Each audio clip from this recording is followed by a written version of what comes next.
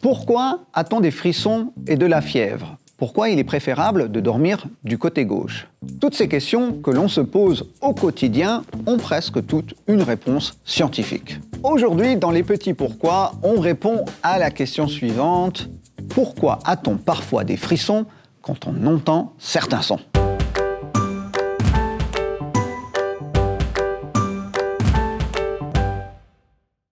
Aujourd'hui, on se penche sur un phénomène, ou je devrais dire une technique qui existe depuis 2018 et que l'on retrouve sur les réseaux sociaux et sur de nombreuses chaînes YouTube. C'est une technique dite de relaxation qui agit pour certains comme une drogue numérique parce qu'elle induit une sensation de bien-être, de sérénité, voire même d'orgasme cérébral. Je parle ici de la réponse asymétrique méridienne sensorielle, plus connue sous le nom de ASMR.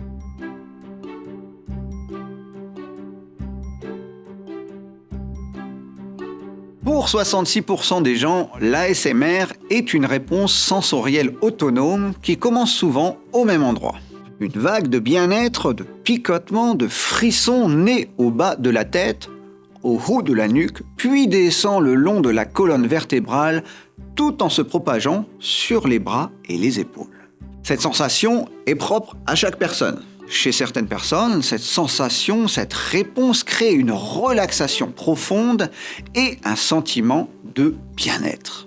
On peut comparer cette sensation de bien-être et de relaxation aux effets liés à l'activité physique intense ou à l'écoute de musique excitante. Alors le terme d'ASMR est apparu en 2010, même si ce phénomène existe depuis bien avant 2008. C'est l'essor d'Internet et des réseaux sociaux qui a permis à l'ASMR d'émerger, car les scientifiques l'ont sous-estimé pendant de nombreuses années. Depuis, plus de 120 chaînes qui comptent aujourd'hui des millions d'abonnés ont été créées. Certaines vidéos, créées par des ASMRtistes, ont été vues plus de 10 millions de fois. Selon une étude menée en 2015 par les docteurs Davy et Barat de l'université de Svensa, 98% des participants disent regarder de l'ASMR pour se relaxer, 82% pour dormir et 70% pour diminuer leur stress.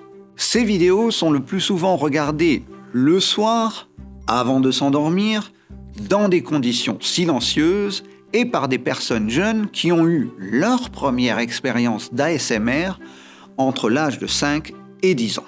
Cette sensation de bien-être est provoquée par des sons déclencheurs, c'est-à-dire des sons inoffensifs, doux, qui sont écoutés dans un contexte calme et dans un effort d'attention. Les éléments déclencheurs peuvent aussi prendre différentes formes. La forme tactile, le toucher, comme chez le coiffeur, la forme visuelle, la vue, ou la forme auditive, l'ouïe. Les sons sont très spécifiques. Ça peut être le froissement de papier, des mains dans un bol qui déplace des céréales, ou encore les bruits de bouche d'une personne qui mange ou qui chuchote. D'autres préfèrent les déclencheurs visuels comme des gestes délibérés et des mouvements lents des mains. Chaque personne qui développe de l'ASMR a ses propres déclencheurs. Au cours des dernières années, la recherche s'est penchée sur les mécanismes biologiques qui entourent l'ASMR. Deux équipes de Manchester et Sheffield ont démontré que les personnes sensibles à l'ASMR développent de vrais changements biologiques, comme des changements au niveau de la peau, ainsi qu'une diminution du rythme cardiaque. De nombreux scientifiques pensent que l'ASMR active le système nerveux qui n'obéit pas à notre volonté.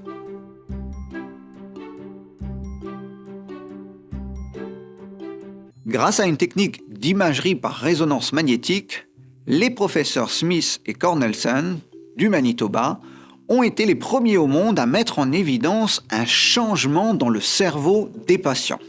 D'abord, l'activité du cerveau a été enregistrée au repos. Ensuite, elle a été enregistrée après avoir entendu des sons déclencheurs. Et la découverte du professeur Cornelsen est assez surprenante.